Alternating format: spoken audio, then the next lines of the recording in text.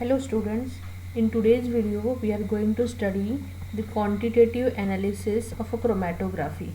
So in chromatography techniques part 1 we already studied the terminologies, part 2 we already studied the different methods of chromatography, that is classification, and in part 3 we are going to study the quantitative analysis in chromatography. I have shared the link of first previous two videos in my description box. So let's start. The qualitative analysis involve the following parameter: peak height, peak areas, calibration curve, internal standard, and area normalization. The peak height. The name itself says it's somewhat related to the height of a peak. So the main criteria for the quantitative analysis is to measure the solute which is separated in the chromatography in the form of quantity. Means if you have a mixture of A, B, C component, and in by the using chromatography, example column chromatography, you are separate that A, B and C. So now the next term or the next duty is to measure the quantity of that A, quantity of that B and quantity of a C. This is the next aim of any analyst. So the peak height is one of the parameter to measure the quantity of that particular A compound, particular B or particular C compound which are separated by the chromatography. So the height of a peak the height of each peak is in a proportion to the amount of a particular component present in the sample mixture injected into the chromatograph. So consider if you inject the mixture ABC and A gets separated because A having a more affinity towards the stationary phase, so A is going to separate in the column and B and C also. So consider this is the peak of A. So this height of A component will give you the how much quantity of A will be there in the chromatogram as compared to B and C. Means if the peak of A is more taller than B and C, then we can say the A is having a more quantity than B and C in the mixture. Similarwise, if B is having a more height as compared to A and C, then we can say that the B is there in the more quantity in the mixture. So from the calculation of the height in the proportion with the other constituent, we can predict the quantity of a component present in the mixture. Next is peak area. So the name itself says it was related to the area of a peak.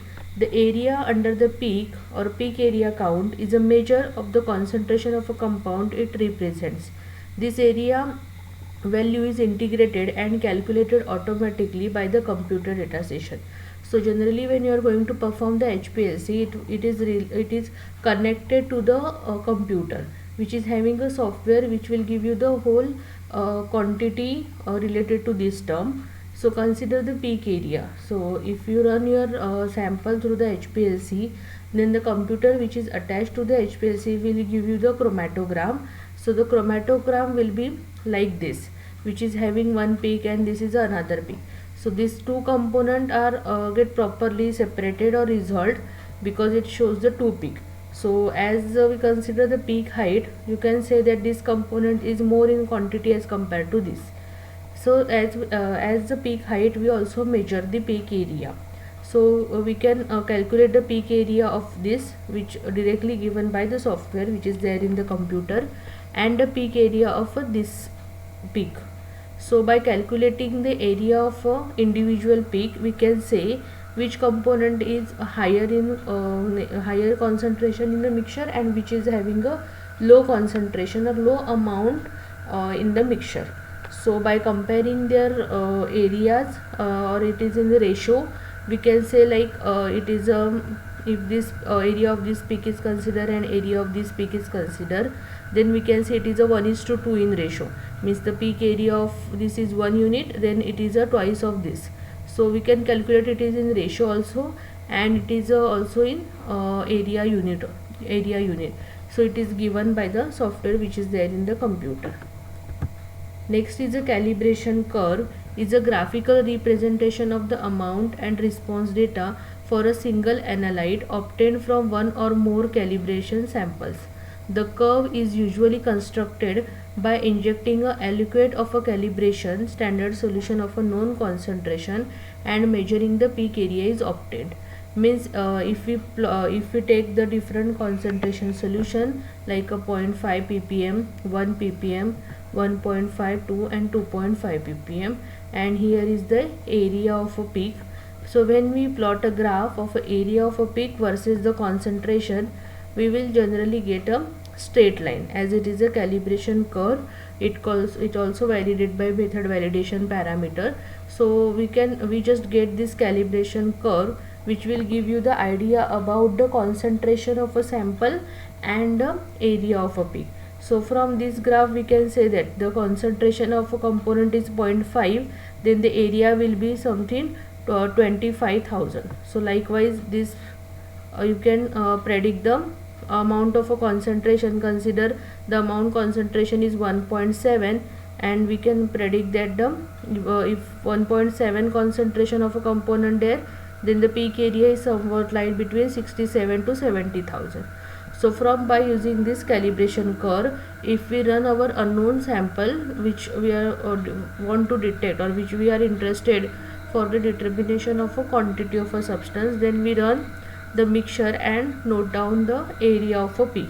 So consider by running the unknown concentration mixture, and we will get a peak area like 55,000, means somewhat here. So we can extrapolate our point, and we can predict that the concentration is lies between around 1.3 to 1.4 mg per liter. So by using calibration curve, we first plot the standard known concentration compound, and by using that curve we can predict the unknown concentration of a compound, because from the software we will get a peak height or peak area. So by unknown mixture we measure the peak area if it is between 25,000. So we just extrapolate it and give the unknown concentration compound, and can be predict the unknown concentration of a component. Next is the internal standards. So internal standards are used to determine the concentration of other analyte by calculating the response factor. The internal standard selected should be again similar to the analyte and have a similar retention time and similar derivatization. Means consider you have a one standard sample of a paracetamol, so you have to prepare its 100 ppm solution or 10 ppm, whatever is the condition or it is needed. So you prepare some ppm concentration of a standard sample, and you run it in a HPLC, that is high performance liquid chromatography, and you will get a peak like this. So it is of 1000 counts, means you can say it is 1000 units. So we can say that when we have 100 ppm concentration, we will get 1000 count area of a peak. So we can write here a peak area, which is on x-axis, and concentration on y-axis. So this is our standard sample, and we know it already. So we just draw it by using this sample with the mixture of our the sample which are going to be analyzed, like this red one, which is an unknown sample. So we generally do that this unknown sample is mixed with the standard sample, and it is injected in the HPLC. So ultimately the graph shows that unknown sample as a one peak and standard is another peak. So by referring the standard, we know that the standard having 1000 counts at 1100 ppm, and this is the peak height. So the peak height we reach, and we also get 1000 counts in a peak area. So we can say it is 100 ppm ka hi solution. So it is 100 ppm. So by comparing with this peak, we can calculate the area of this. So we get area is 700. So by using this line of a calibration curve, we can plot that 70 ppm ka concentration will be there of a unknown sample. So by using the internal standard, we can calculate the amount or the concentration of the unknown sample. The one condition is that the both are having a similar structural moiety, or we can say it is a similar derivatization, so that the response given by the chromatography will be same for the both standard sample and the unknown sample. And the next is area normalization. The area normalization is the peak area for the analyte of interest divided by the sum of peak areas of all the peak on chromatogram. So consider we having a mixture of X, Y, Z, and by using HPLC we separate that mixture like X, Y and Z. So from this chromatogram we can say that Y is more taller than X and Z. So and the peak area of X is little bit higher as compared to Y and Z. So we can say X is having a more concentration by considering the peak area, and Y is somewhat less, and Z also somewhat similar to Y.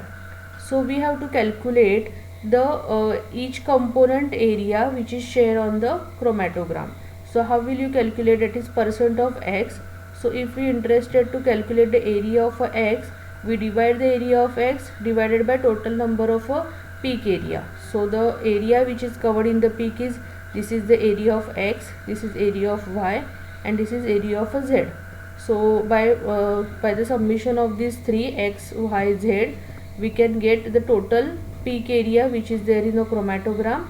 And if we interested to find out the related to the X component, then in the numerator we are going to write AX. If we interested in the Y, then we will write AY, that is area of a Y, and in the Z, so it is a AZ, that is area of a Z component. So by using this formula, this is a simple formula, we can calculate the area normalization. So this can give you the amount in the ratio or the component which is shared in the one peak to as compared to the total peak area. Means total peak area is 3 unit, then how much from that 3 unit X is sharing, Y is sharing, and Z is sharing. So this is the one parameter for the study of area normalization. Thank you. Please subscribe my channel.